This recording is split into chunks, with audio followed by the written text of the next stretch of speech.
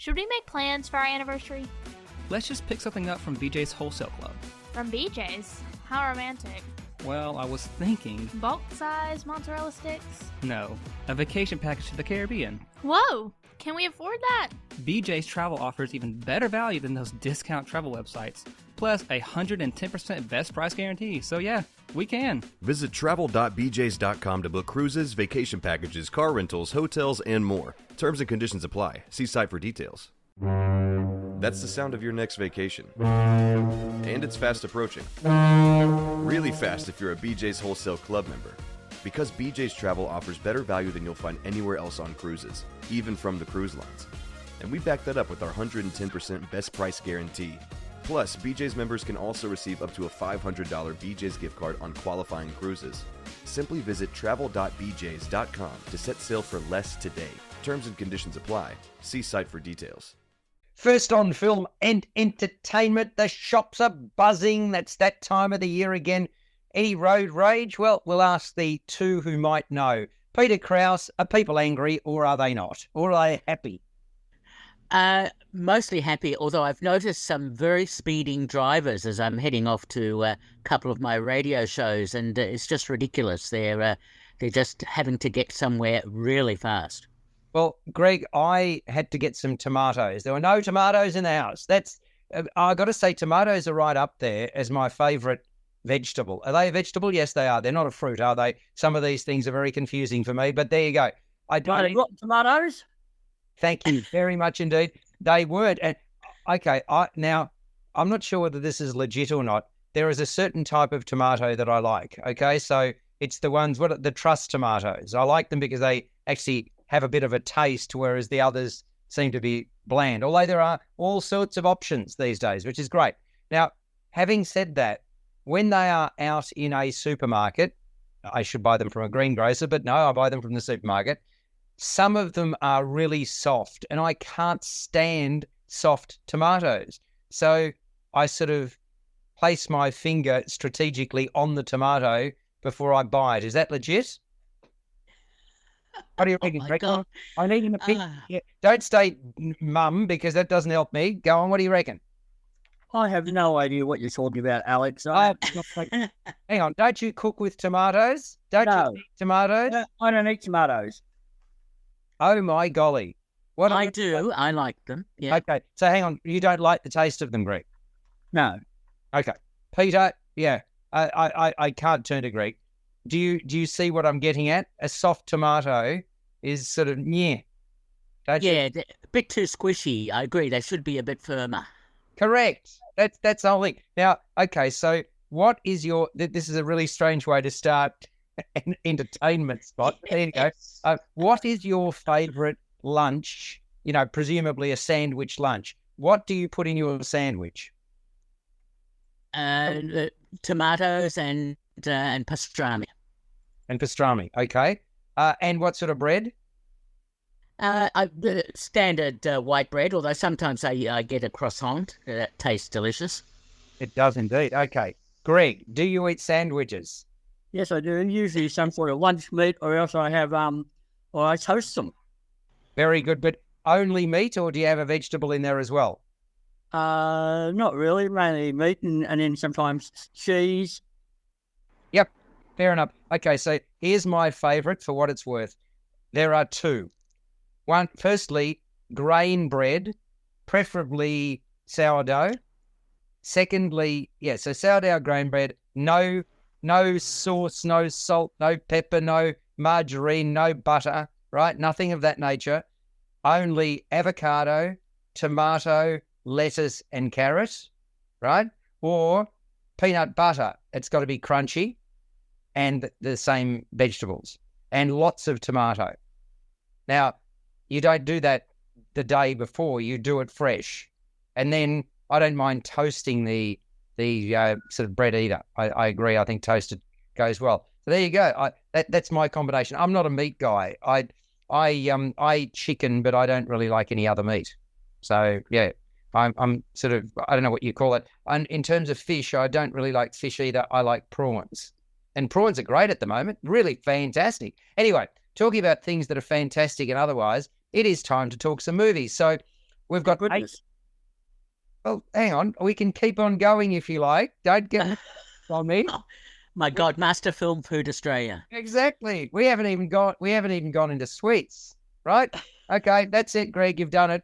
You've done your dash. What sweets do you like, Peter? Dark chocolate. Very good.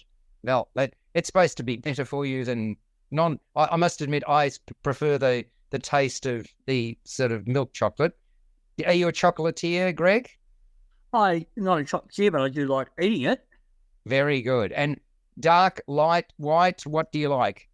I don't mind the milk chocolate, and the white chocolate and the Cadbury's, basically. Very good. The classic. Okay. And are you an ice cream man or not? Occasionally, yeah. Magnums. Magnums. Oh, yes. You go a long way to eat a good Magnum. One of the questions I have about ice creams, when you buy them in the supermarket like a Magnum, do you reckon they're smaller than they used to be? Or is my appetite just greater? Because I honestly think that there's a number of these, especially when you buy them packaged to the supermarket and you buy them 3 in a package, I reckon they've got smaller. I think that's one of the techniques that they use to extract more money from us. Am I just imagining that, Greg? I don't know. These things just pass me by, Alex. I don't care. Oh, no. It could be shrinkflation, but don't forget there are mini versions of Magnums as well.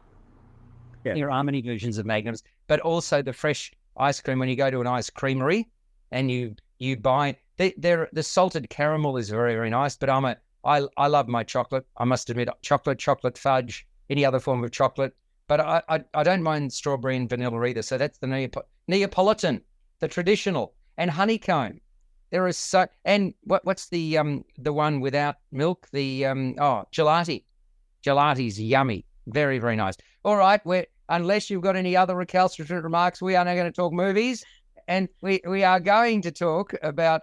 Well, firstly, I thought we'd talk about a film that only came out last week, but it didn't have any previews, and it's called The Bricklayer. Now, where would you find a bricklayer? You'd probably find him on a new housing estate, yeah? Something of that nature. This is not that kind of bricklayer, is it, Peter? No.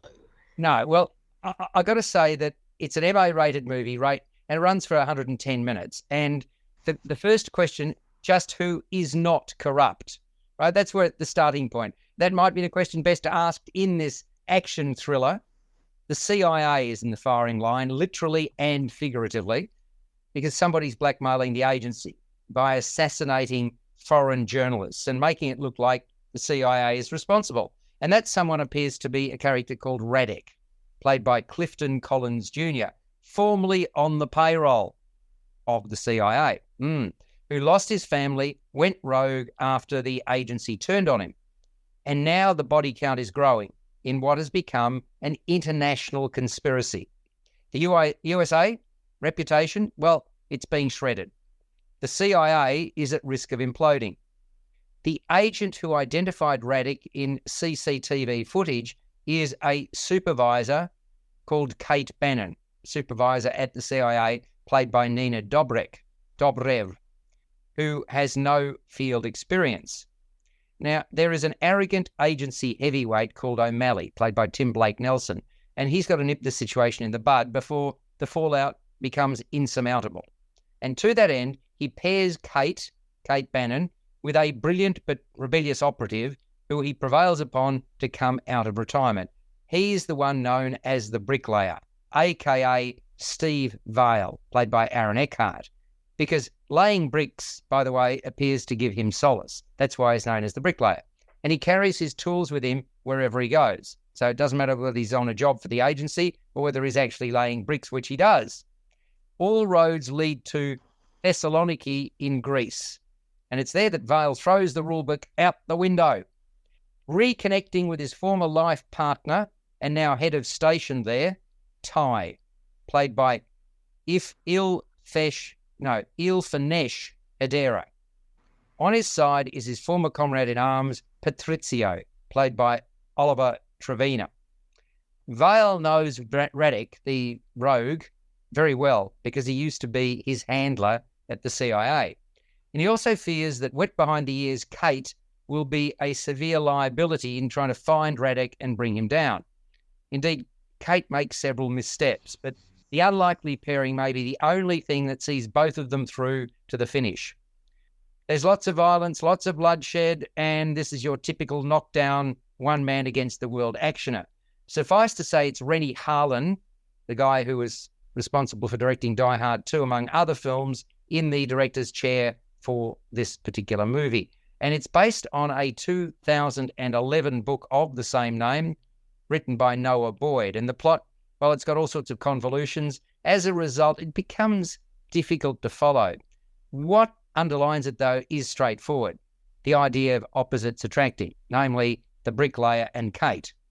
So Aaron Eckhart, well, he plays Steve Vale as a bloke willing to run through a brick wall who adopts an I know best attitude right throughout this movie.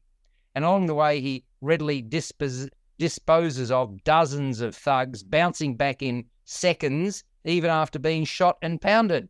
That's quite some art form, I've got to say, Peter. And Vale sees Kate as an unnecessary intrusion and, well, really works around her. Nina Dobrev adopts an at times apologetic duck-out-of-water persona. Tim Blake Nelson goes for intimidation as their superior O'Malley, and Clifton Collins Jr. is the poker-faced killer. I was not sold on Ilfanesh Hedera as head of station. In fact, most of the characterizations are single-dimensional, and I'm hardly speaking about top-shelf acting here either.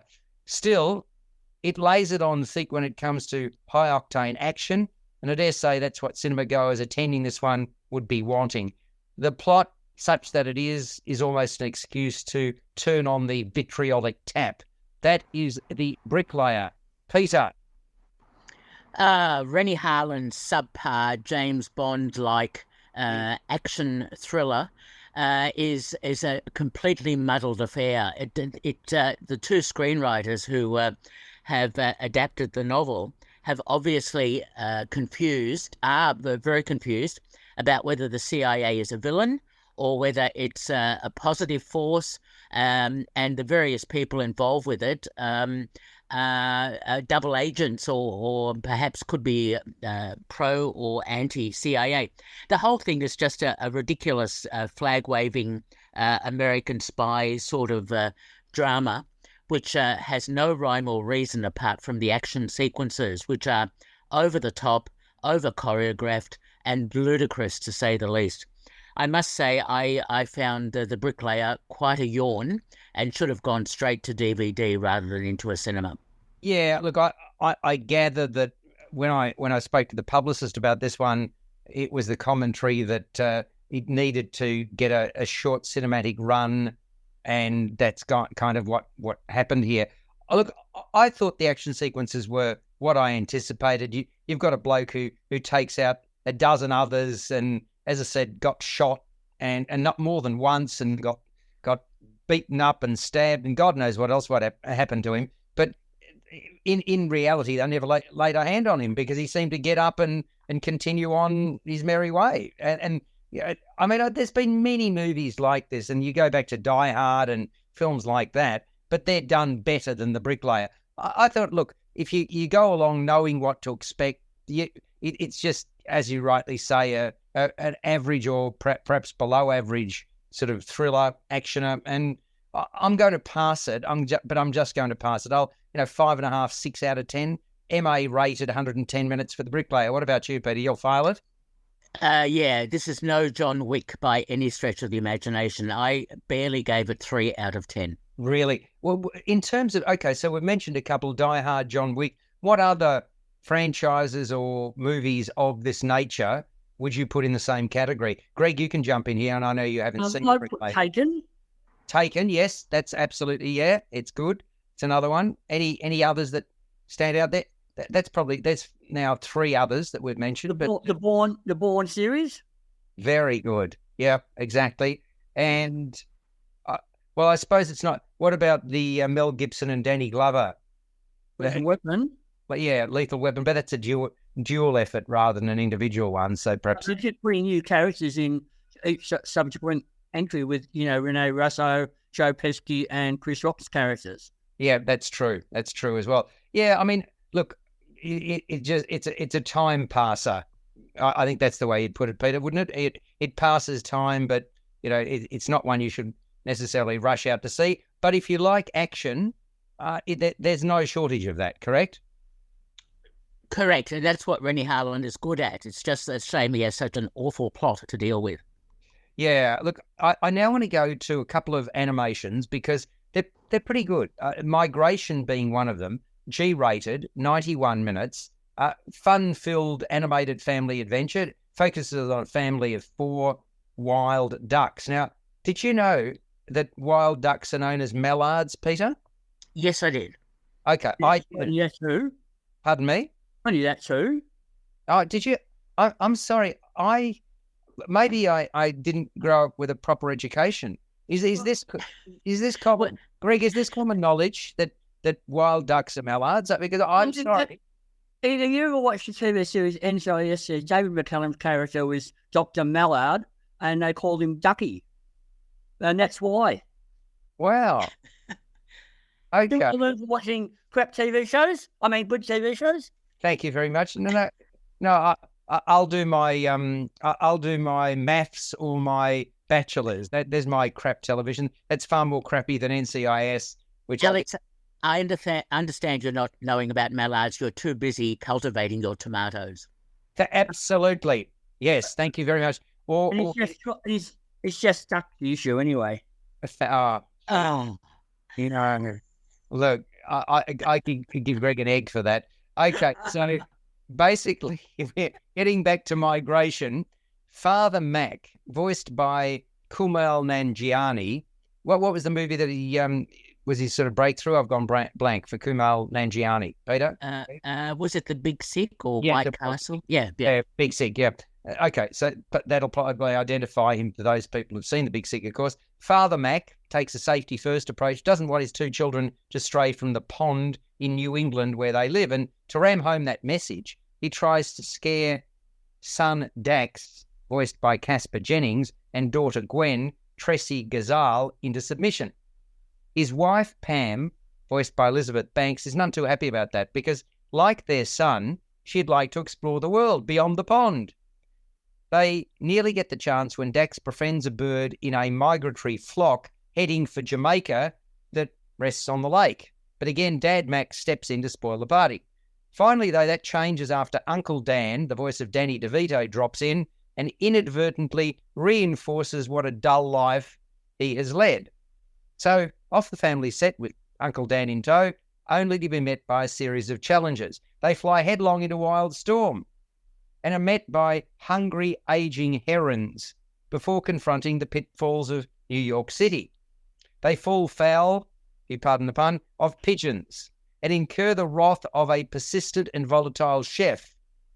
There you go, I've only just brushed the surface in terms of the adventures that they have, but more than once their lives are threatened. Nevertheless, their journey to the Caribbean continues, and Mac learns a valuable life lesson about letting go. I thought it was really delightful. Humorous animation, much to commend it. Stories from Mike White, who wrote the screenplay, and Benjamin Renner, who directed the film alongside Giulio Homsi. I really liked the personalities that the characters had imbued into them. My undoubted favourite was Gwen, with Tressie Gazal delivering a series of mighty cute one-liners that land each time, and the interplay between brother and sister is what you typically expect between siblings that don't always see eye to eye. The banter between mum and dad, no less enjoyable, reflecting differing parenting styles, and each of the encounters the family has along its flight path act like chapters in a book. So all are filled with drama and hijinks. I appreciated the feisty but soft underbelly of Chump the Pigeon, the voice of Aquafina, and Red McCord Delroy, Keegan-Michael Key's voice, desperate quest for freedom.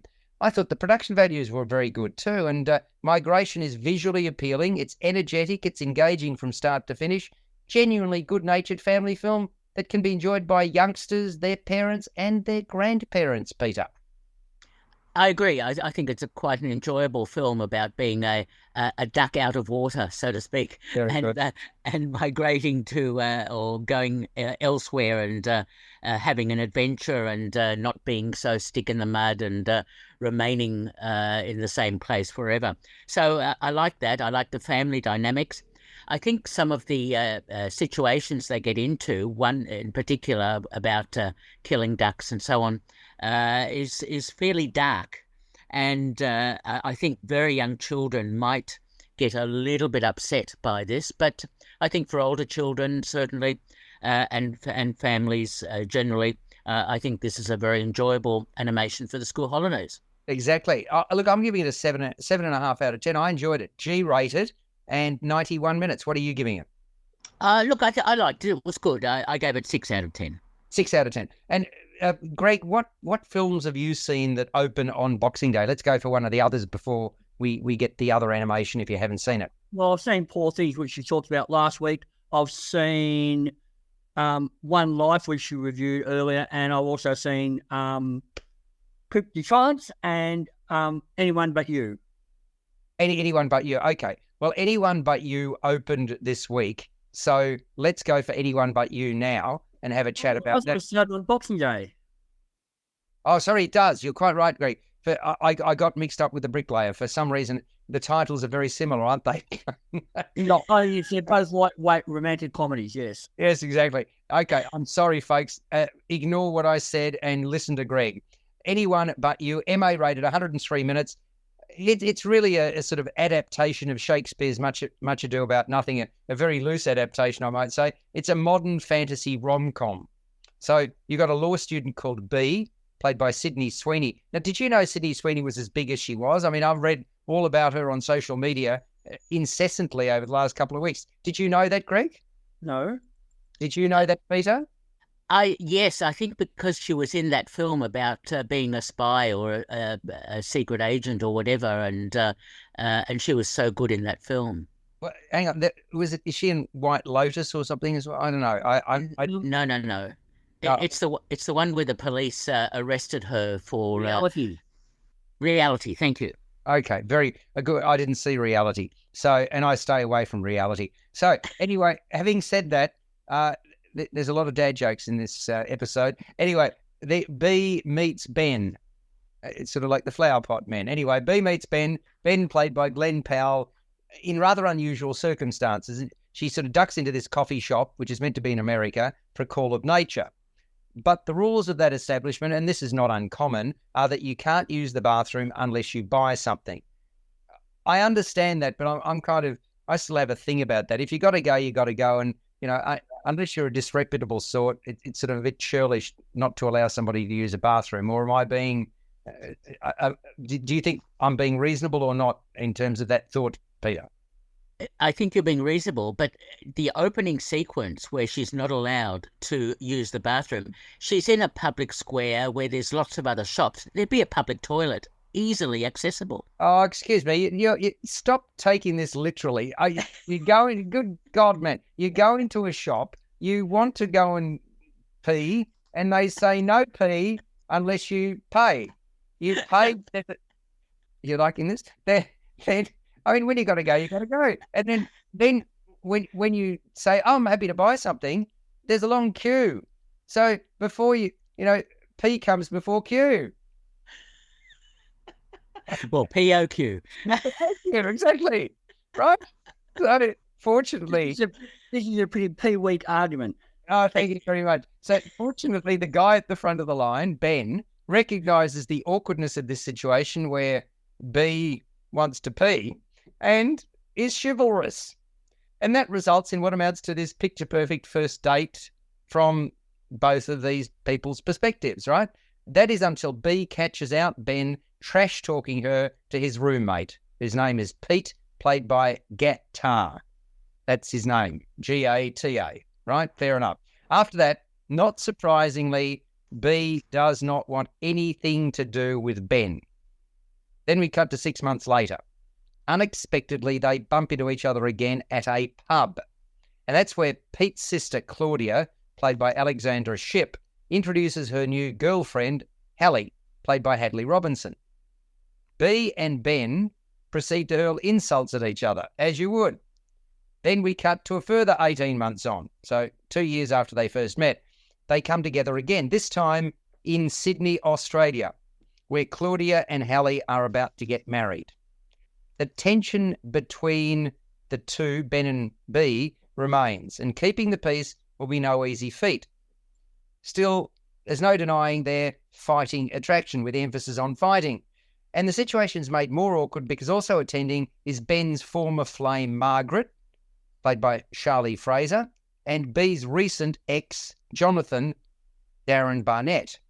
And let's just say there's much to work through here, and with parents meddling in their offspring's affairs of the heart, nothing is going to come easily.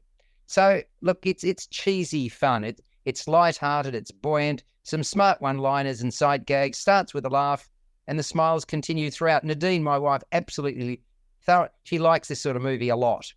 In fact, I didn't find it hard to buy into the manufactured narrative thin that it is. It's very thin. But the story is by Alana Walpert, who wrote the screenplay with the director Will Gluck, who was responsible for the movie Friends with Benefits, among others. And it's a film that will undoubtedly attract a certain demographic because the bodies are hot. The locations are equally enticing. Visually, there is much to get excited about. And Okay, round two. Name something that's not boring. A laundry? Ooh, a book club. Computer solitaire, huh?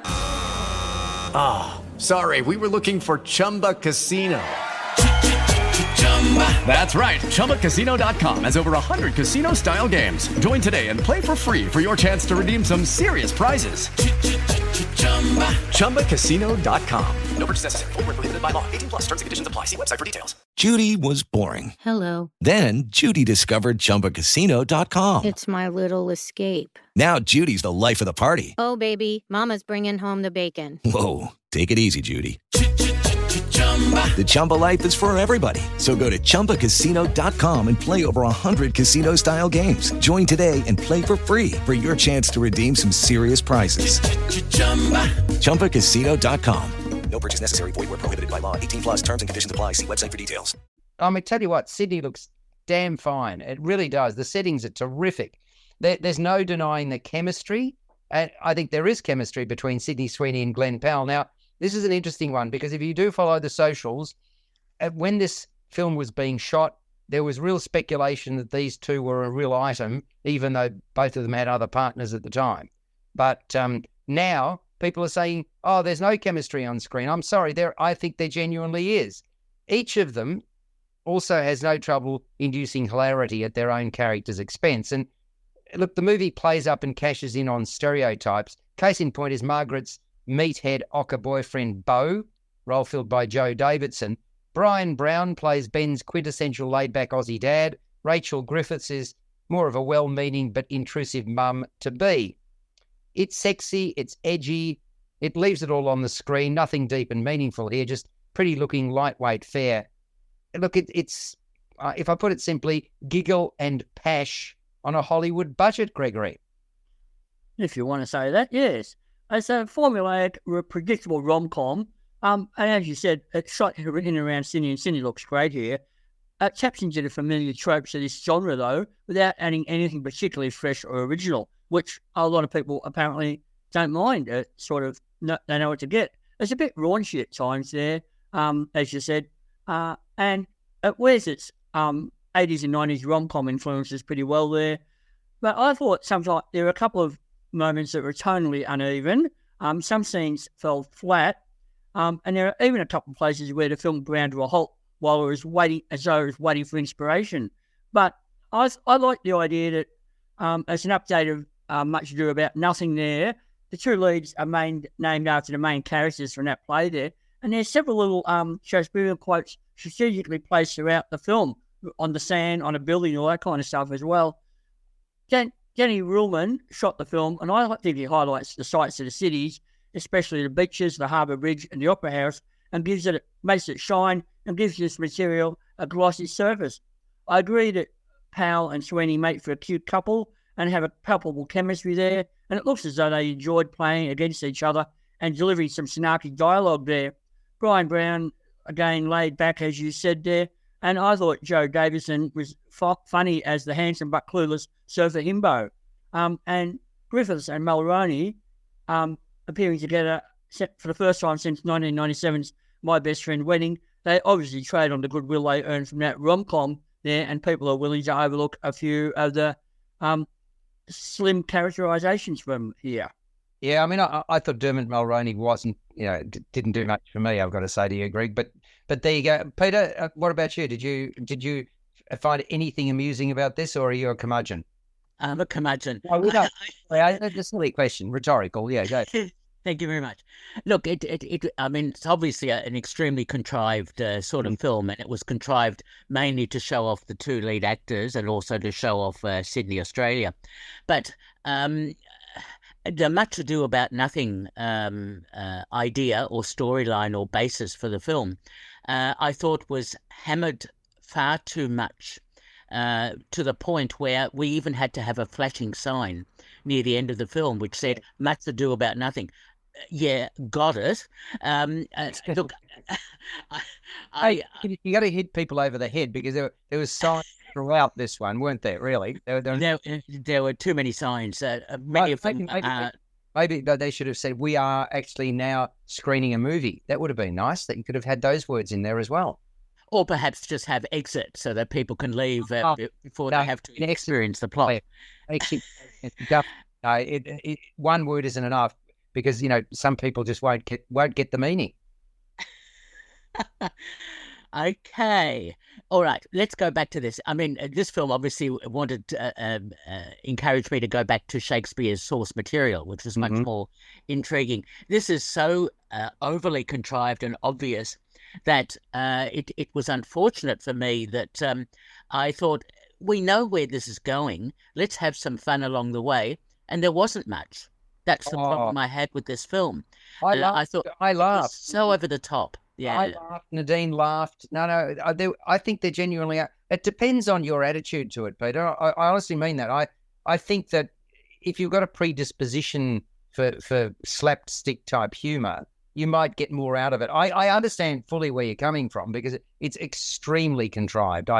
That's the right word for it. I agree with that. But I think there are people that, look, there was quite a bit of love in the room for it, and we saw it with a younger audience. We've got to be, this is why I reckon there is going to be an audience for this.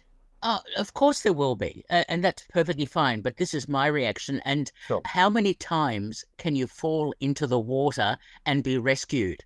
And that's part of the ridiculousness. Well, of this film. hang on. It only, in fairness, it only happens twice, and the second time it's deliberate. So I mean, when you ask that question, I mean, it's not as if they fall into the water 23 times. So I mean, the film was all wet for me, and it was Much Ado About Nothing, I'm afraid. Thank you very much. So, okay, score out of 10. How many times can you contrive to get the main characters to get their clothes off too? Yes. Excuse me, never enough of that is my answer. Never enough. Oh, what a voyeur. Yeah, exactly. No. Hang on, there was no nakedness there for Sydney Sweeney whatsoever. There wasn't. And I'm so sorry you were disappointed. No, but there was towels. I mean, this isn't about the. There was supporting cast. Yeah, thank you. That's what I was going to say. It's only Ben that it sort of gets a little bit in the altogether. Anyway, score out of 10. MA rated 103 minutes. Anyone but you, Gregory King. 5 out of 10. Okay, I'm being more generous, of course. And Peter, curmudgeon. Look, I give it 4 out of 10, mainly because of the scenery. Hang on, have you passed anything today yet or not? I passed a shopping centre. Maybe I was going to say maybe a lot of something. WIND, hot air. Is that right? There we go. No. Of course, your valuable contribution is taken on face value. I love it. I'm giving it a 7. I thought it was fun. Yeah? 7? Yes, I liked it. In the higher echelons. Well, I liked it. I enjoyed it. I had fun with it. I went in there with the right attitude. I think it helped that my wife was really enjoying it too. If you go along with somebody that enjoys something, sometimes I totally disagree, but I enjoyed her enjoyment, I think. And I I knew it was contrived, but I went along with the ride, and that's all right. You're allowed to go along with the ride. Sure. Now, all right. So, by the way, you're on JAir 88 FM. Now's the time. Dig deep. $54 gets you membership. So if you're interested, go to j-air.com.au. 24 hours a day programming, some nonsense and a bit of good fun and some music and some intelligent programming. But don't tune in to us for that. Is that right, Peter? No intelligence here whatsoever. No, much to do about nothing. Correct. Yeah, and if you're wanting intelligence, yeah. Now, let's, Greg, you mentioned the Woody Allen movie, correct? Yes. Named? Coup de Chance. Coup de Chance, yes, exactly. Let's talk about that. It's PG rated. It's 96 minutes. Alain Aubert and Fanny Moreau went to school together. She was popular and he had a crush on her, but he lacked the confidence to say anything. I reckon that's common. I reckon blokes can be a little bit backward in coming forward. That's just my nonsensical take on the world. Anyway, now as an adult, he is a writer who had moved around extensively, was married for a short time, but since divorced. She works at a fine auction house, and she is married for a second time to a wealthy financier called Jean Fortier. Arrogant and entitled, he certainly is, and he dotes on her to the point of suffocation. He's forever buying her gifts. But she does not want these expensive trinkets, nor is she a fan of the hunting and hiking weekends that are a mainstay of their lives.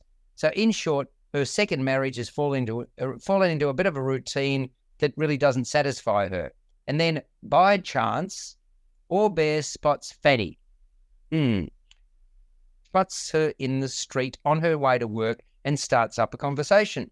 And Aubert opens up about his long-held feelings for her. She shows interest in his writing. Right? It's not his etchings, it's his writing.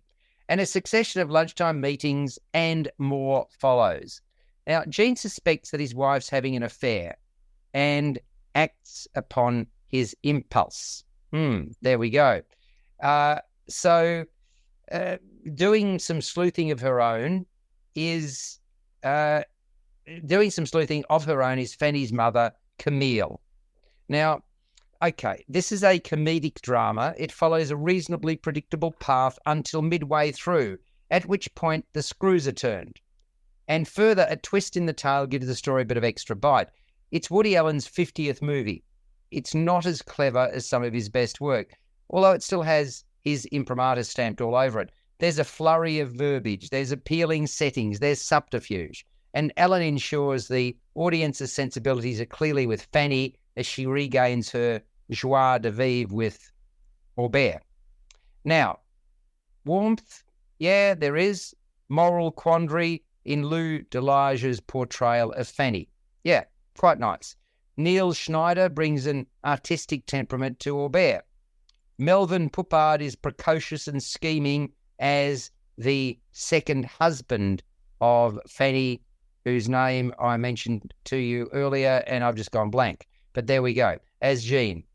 So, as for Valerie Lemessier, she's more of a pragmatic bystander as Camille, that's the mother, until her revelations create some ructions.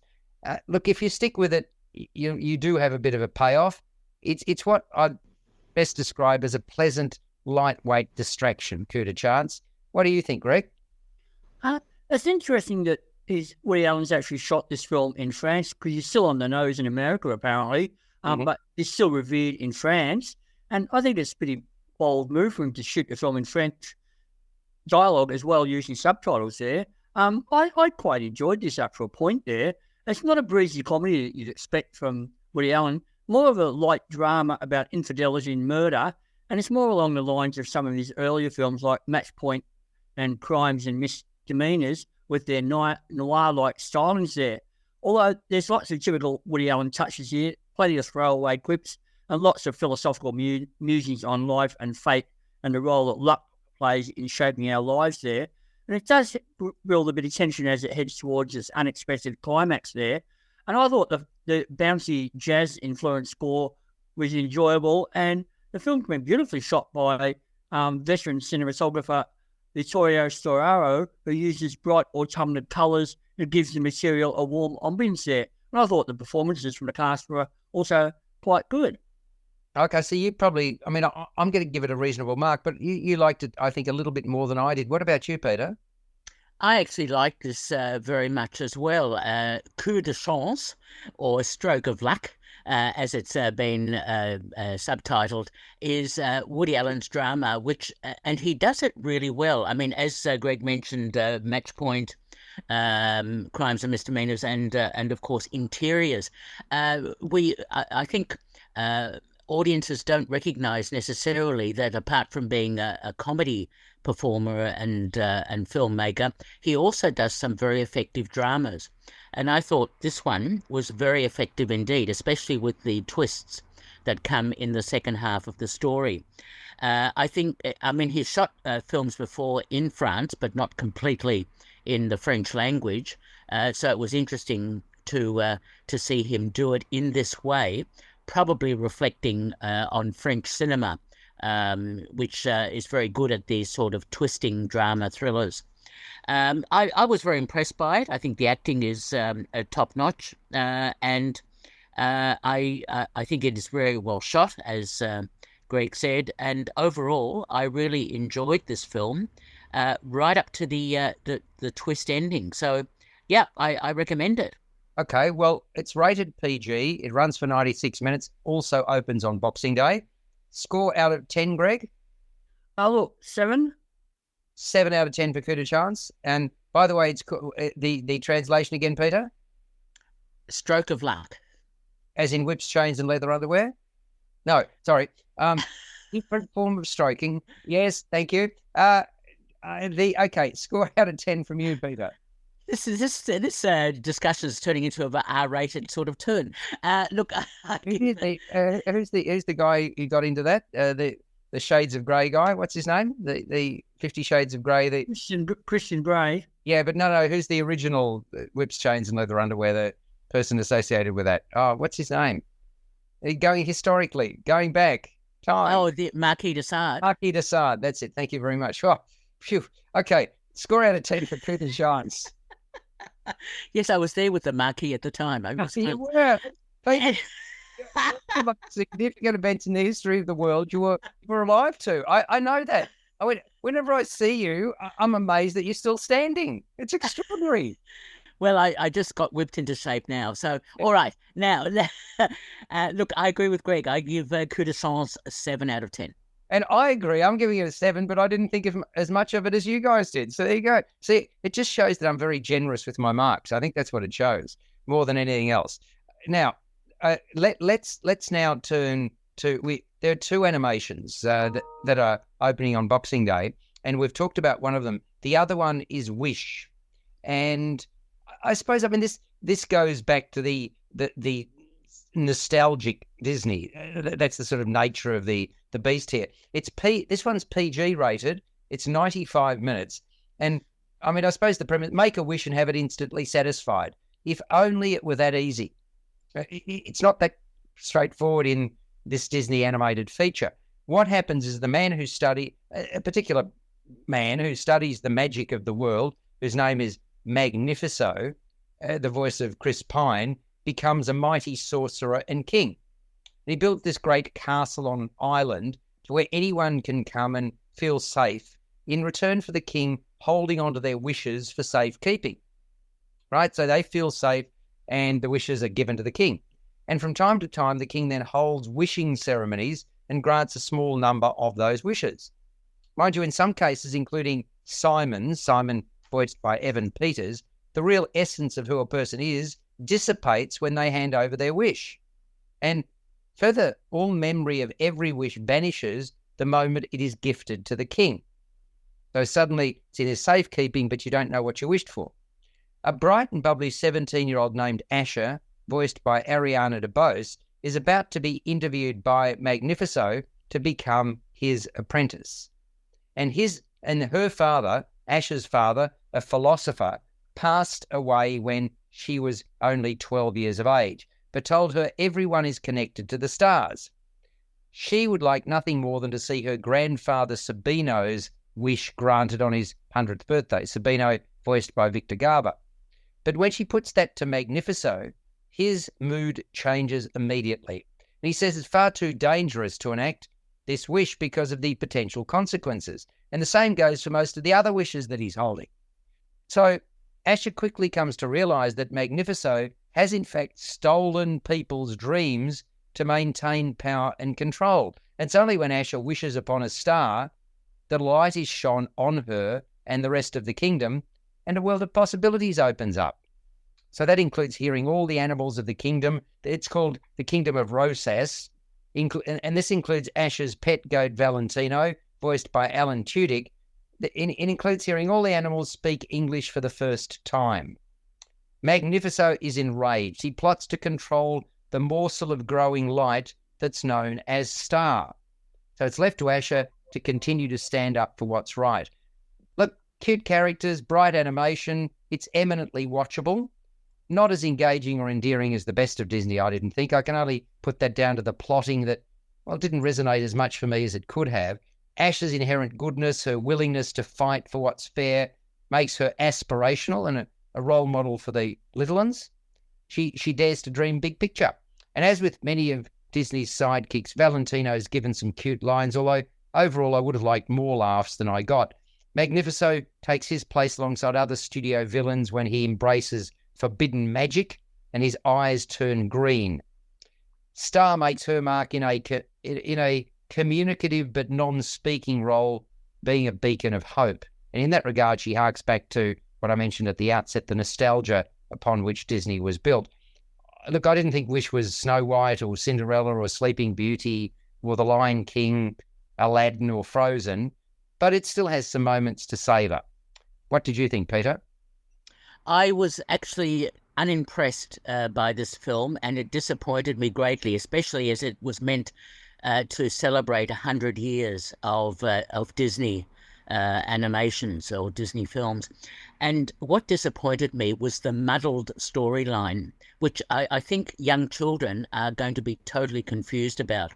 This whole idea about having wishes taken away from you and being stored away and not being revealed back to you or being enacted is just a very strange sort of plotline. But even worse is this notion of a dictator or someone who sort of takes control and wants to ruin people's wishes. Now, is this a sort of anti-capitalist sort of political drama? Is this a commentary on people's hopes and dreams that they have to be dissipated? I must say it was very disappointing. And the other thing I found, and I blanched at it, was the appearance of the yellow star. Now, is that Del Puget or no? Sorry. Thank you very much. No, the yellow star, when it appeared, I thought, why are we getting references to the Holocaust? But again, I mean, yeah, I understand, but it was I took that to mean, a bright star. That was it. Rather, I agree. I think you can. I mean, when you think about it, it's uncomfortable, and it will be. So I take your point, but I when I first saw it, I didn't think that. I've got to say, Peter. Okay, no, that's fine. But I do understand. Yeah, that you've got to be incredibly sensitive, and there may be people. I think it's an important point you bring up. Yeah, exactly. And also the way the storyline develops, there are some real darker issues that are part of the storyline, which I think tales are often dark. Let's be honest, they are. I know that, but I think young children will be a bit disappointed because they'll be confused about what it all means. Older children may be able to get it, and adults will think, what is this really all about? What are the politics behind this film? But bear in mind, when you say older kids, this is PG rated. So, you wouldn't take a 6-year-old along to this, would you? No, but it's a Disney animation, and most families will assume that it is suitable for very young children. Okay. Yeah. Look, that's a valid point. So, what would you give Wish out of 10? PG, 95 minutes. Yeah, look, I wrestled with this film, but I can just give it 5 out of 10, no more. Look, I gave it a 6, and obviously I think Migration is funnier and better. looking at the two of them. I look, I don't think this is a washout. But yeah, it's I just don't think the storyline didn't work as well as all those other movies that I've mentioned that are classics, aren't they? I mean, you look at Snow White, Cinderella, Sleeping Beauty, Lion King, Aladdin, Frozen. You could probably add to that list. It was interesting compiling the list of movies that really stood out. Disney's got a hell of a track record, a really, really positive track record in terms of getting animation right. But even the best of studios don't get everything right. And I don't think it's open in the States, and I don't think it's done that good business. Am I correct or am I wrong?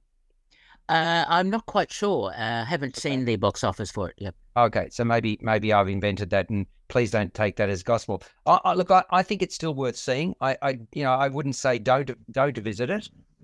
Just be aware of things that Peter's mentioned, as well as the commentary that I had. Look, it's been fun. The only other Boxing Day movies which we've spoken about, but I'll just briefly mention in terms of, because there's 8 movies I said a few times that open on Boxing Day. Aquaman and the Lost Kingdom, which hasn't been media previewed, so we can't comment on it at this point. That's an M-rated film, 124 minutes. Then there is One Life, which we've talked about a few times because it opened the British Film Festival, and that also opens on Boxing Day. That's PG rated, 109 minutes. And 2 tickets to Greece, which we had a preview of the same day as there was another Boys in the Boat preview, so I didn't see that one. That's M-rated and runs for 111 minutes. And there's your repertoire. Peter, thank you very much. Gregory, thank you so much for your time. And next week, folks, tune in the best and worst movies of 2023. Always an engaging and a little bit of to and fro when we compile our lists, because I'm looking forward to calling out both Greg and Jackie. Sorry, not Greg and Jackie, Peter and Jackie, because of their obtuse judgments on movies. Again, it will be much ado about nothing. Yes, indeed. Peter, thank you very much. Greg, thank you kindly, sir. All right. Catch you next week on First on Film and Entertainment. It is Ryan here, and I have a question for you. What do you do when you win? Like, are you a fist pumper, a woohooer, a hand clapper, a high fiver? I kind of like the high five, but if you want to hone in on those winning moves, check out Chumba Casino. At ChumbaCasino.com, choose from hundreds of social casino-style games for your chance to redeem serious cash prizes. There are new game releases weekly, plus free daily bonuses, so don't wait. Start having the most fun ever at ChumbaCasino.com. No purchase necessary. VGW. Void where prohibited by law. See terms and conditions. 18+.